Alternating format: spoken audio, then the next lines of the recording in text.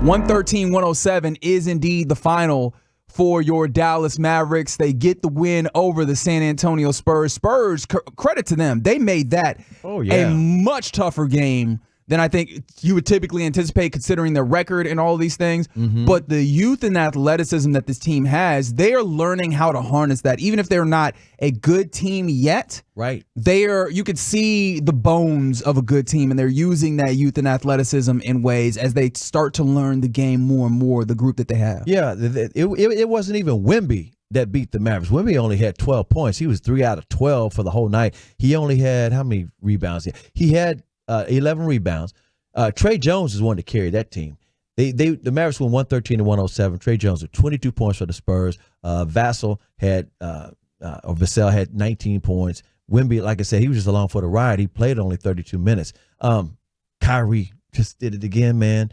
Kyrie had 28 points, 7 rebounds, 3 assists. He was just money during Ramadan. And Luka, his shot was off. He was 6 out of 27, but he had 18 points, 10 rebounds, 16 assists for a triple-double. Yeah, it was one of those more chill triple-doubles, not the 30-point triple-double.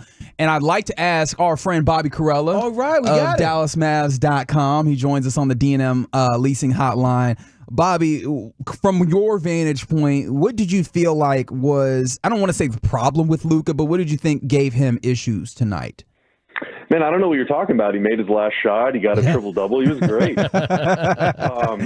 Honestly, dude, I really don't know. I mean, in some of his other lower-scoring games this season, it's been because teams have been doubling Luka or, like, playing some unconventional defenses, really jumping passing lanes, forcing him into a lot of turnovers, which then or, like, playing super physically with him, which I feel like then affects his shot-making. But this game, it was kind of the other way around. I mean, his floor game was really nice. He had a ton of assists, really high degree of difficulty and flair on some of these passes, but he just couldn't get anything to go.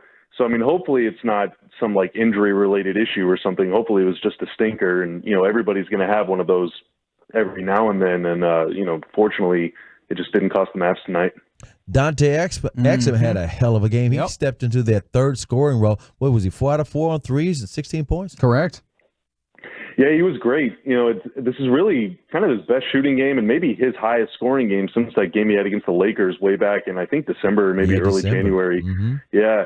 So it's been a while, and, it was really good to see him obviously make a three, make 4 of them, I think all 4 of his attempts tonight, but also just the confidence to take them, because his last game against the Nuggets, he took 1 3 in that game, and it was an air ball, and it was just kind of like, man, he and Maxey and PJ Washington, they've all really been struggling from beyond the arc these last couple weeks or so, and but Dante stepped in the first one that went through, and then there was no hesitation from then on out, and the Mavs need somebody, anybody, even if it's one by one, to just bust out of these slumps and get this team back closer to 35 or 40% from 3 on a nightly basis. And tonight it was Exum, and hopefully he can keep that going because, I know that Jason Kidd would love to have him on the floor late in games, especially in close games when the other team has a dynamic guard like a Vassell or, Jones tonight was giving the Mavs some problems too. Dante is really built to cover those guys, and he has ball handling and playmaking chops. And if he can just step into shots like that and make them, then all of a sudden, you can play him really whenever you want in any situation you want. Well, there's a couple ways I want to go. Especially, I'm glad that you did mention, though, like the confidence that Exum was shooting with, because it does feel like there was hesitation from those guys just to shoot him, Maxi Kleber at times. And so it's always good to see the confidence with the ball going up. I want you to give me, and I am the negative Nancy on this program, so I do want to Nancy, preface it with that. What Nancy, was it? Nancy as opposed to Debbie, right? Okay, I'm not a Debbie Downer, just negative Nancy. I feel like those are different. Mm-hmm. But with that being the case, like, what was it about the guard play or anything else that the Spurs were throwing at the Mavericks that gave them some level of trouble, clearly? I really don't know. I mean, the Spurs, they had 107 points. They only shot 44%. They had a ton of turnovers. I feel like the Mavs played a pretty solid defensive game. The one thing that sprang up, kind of repeatedly throughout this game was just allowing a lot of corner threes. Now, I didn't hand count them, so I don't know exactly what the Spurs shot from the corners, but I know it had to be close to probably 50%. I mean, they were getting a ton of open looks, and basically anybody that wasn't Jeremy Sohan was knocking those shots down. And so, I think sometimes the Mavs really gear up to the strong side of the floor. Sometimes it's by putting two guys right in the ball handler's face, pretty aggressive double teams.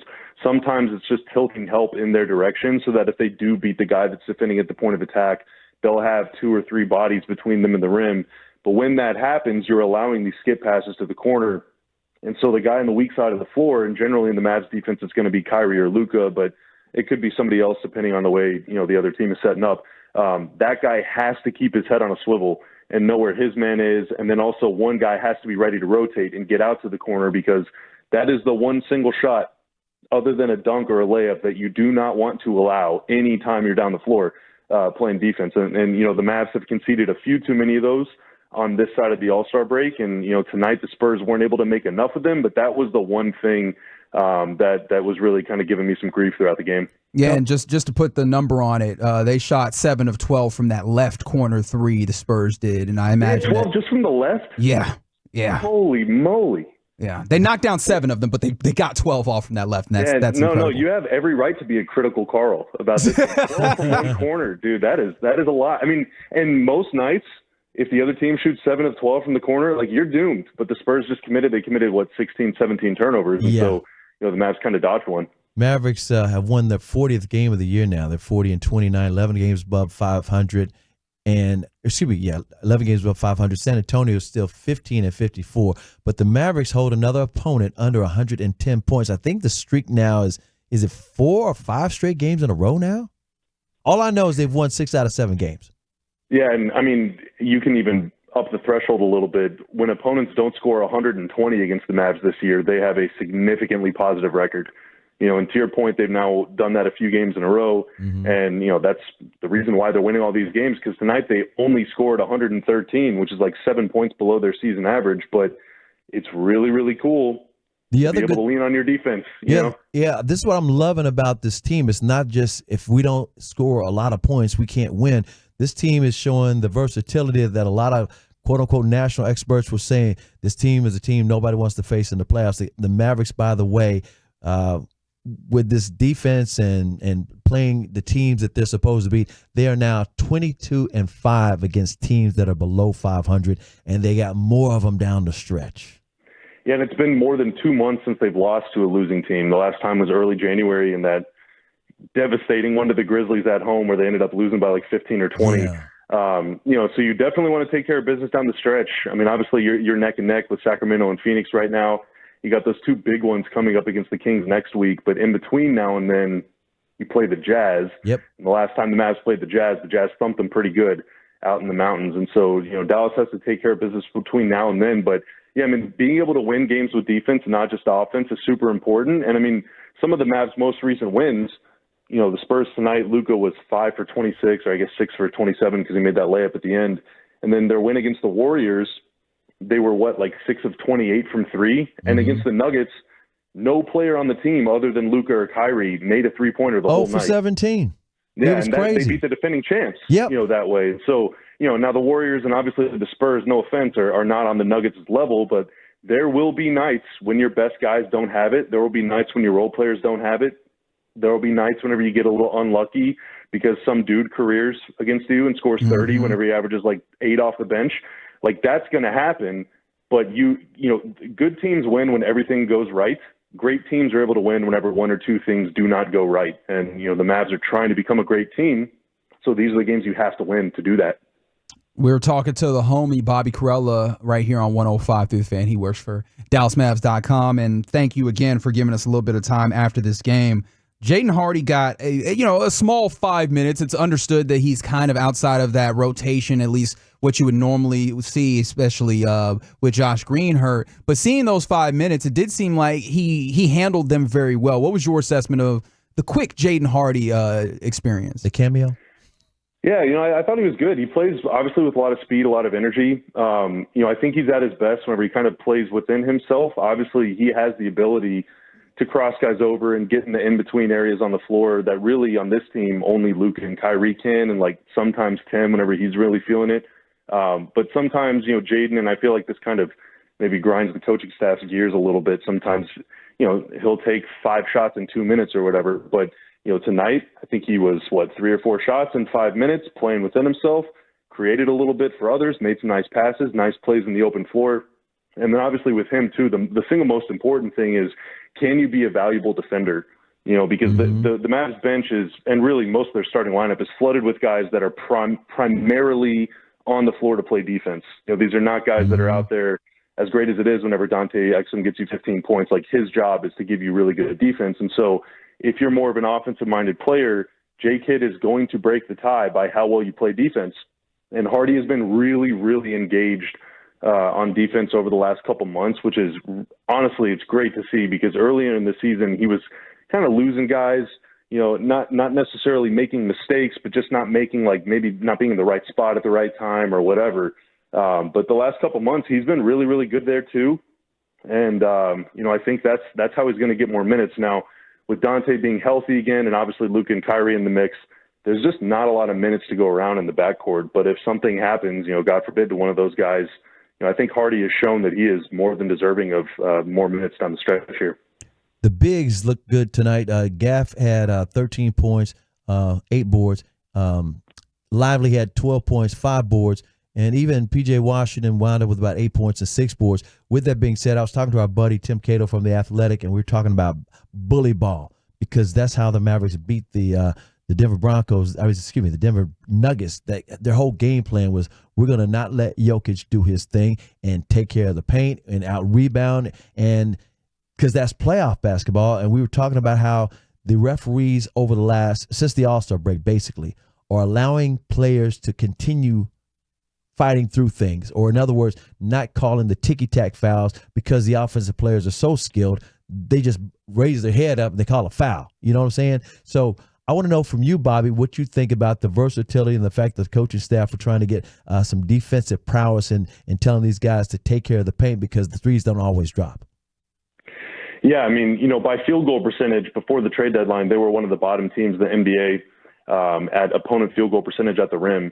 You know, and since the trade deadline, they're much better in that stat. They're much better just in general at opponent field goal percentage anywhere in the paint too. So, you know, Gafford and Lively, and let's not forget, even before the trade deadline, you know, Lively missed a ton of games. He was, you know, he turned his ankle a couple times or whatever, so he was out for somewhere around between a third and a half of the season before they even got Gafford. So now it's like a completely new look in the front court, not only with those two, but also, like you mentioned, with P.J. Washington, who did another good job guarding Victor Wembanyama tonight. You know, I thought Maxey did a pretty good job closing the game, playing small ball 5 as well, and also 4 earlier in the game throughout too. So the Mavs just have a lot more size and athleticism, and that helps them defend the rim. That helps them on the defensive glass. But in that Denver game, they had 22 offensive rebounds. You know, that's their most in a non-overtime game since 2005. Yeah. So, I mean, we were talking like historic levels of glass eating around here, which is really good. You know, it's been a while since you've been able to look at the box score and see Luka like 4th or 5th on the team in rebounds. You know, but that's slowly becoming the norm, because Gafford's getting some. Lively, P.J. Washington had 11 or 12 against Denver, you know, and a lot of those guys were doing the thing again tonight. So, you know, it's just good to have size, good to have physicality. It's good to have a presence down there. And, you know, you look around the Western Conference, and obviously you can't put the cart before the horse or anything, but, you know, and if you want to go on any type of playoff run, you're probably going to have to go through Jokic. You're going to have to go through Gobert and Towns, like all these big dudes. Zion. And, Zion. I mean, he might be 6'5" or 6'6", but dude, he's about 9 feet whenever he jumps in the air. And so you have to be able to meet those guys at the rim, and you have to be able to extend your own possessions as well with more offensive rebounds. You know, that's been a big problem for the team the last couple of years. They just have not been able to produce second chances, but now they're able to do both. And that's pretty dang good for them. By the way, Reg, Zion said he done lost 25 pounds. That's what I saw, and so he's really gotten himself locked in the Pelicans. If you're someone who's like maybe akin to looking at the league pass, or just like enjoying the NBA, especially as we get down the stretch here, Pelicans one to be interested in. But Bobby, we appreciate your eye of the game. It's always so helpful to get your opinion on what's happened and your statistical approach to this. And you know what's coming next. Are there any stats or anything interesting notes that you've been ruminating on that you'd like to share? Yes. So tonight, Luka had that long, I don't know how long it was, probably 75-foot alley-oop to Derrick Jones on a super long outlet pass. So this was going into the weekend slate of games, so the number might have changed. But at the time, Luka was tied for the league lead in assists that traveled more than 50 feet in the air. He had 19 of them, tied with his buddy Nikola Jokic. And he was also top 2 in the NBA in passes that traveled more than 60 and more than 70 feet too. So he is letting it fly. And that's another benefit of having all these athletes, because it's not just like Derek Jones or Josh Green that he's throwing down to. No, like he's throwing bombs to Lively and Gafford. Like their 7-footers are getting up the floor. And so Luka's got all sorts of targets. So, you know, whenever Followell jokingly calls him QB1, I mean, he's not lying, man. Luka is letting it fly. Nice. Fast break. Yeah, Patrick Mahomes was at the game on Sunday, and Luka Doncic apparently over the course of the season doing his best Patrick Mahomes impression in that way. Hey, that's right. Bobby Karalla, Mavs.com, one of our good friends. You absolutely always want to check out his work online, and then also in Arena with our guy CA, making sure that you guys are informed pregame. Bobby, it's always a pleasure, my man. Thanks, Bobby. He gone. Oh, we lost him. Oh, he gone. man. Y'all hung up on Bobby. You hung up on Bobby. Why you supposed to do that, Don't man? you hang up? Bobby's so nice. Yeah, he's so nice. What do you have against Bobby, Anthony? I want you to tell me. What do you have against Bobby? Nothing. Bobby's he's a cool cat. Okay. All right. I don't believe it. You owe him. You do owe Bobby. I don't know what we got. I don't know how we're gonna make it up to Bobby, but you got to.